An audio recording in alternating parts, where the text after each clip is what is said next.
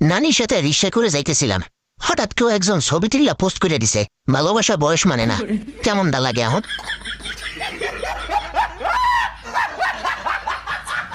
আজব একটা শব্দ এই সরি। মানুষ বললে জবরা শেষ হয়, আর ডাক্তার বললে মানুষ শেষ।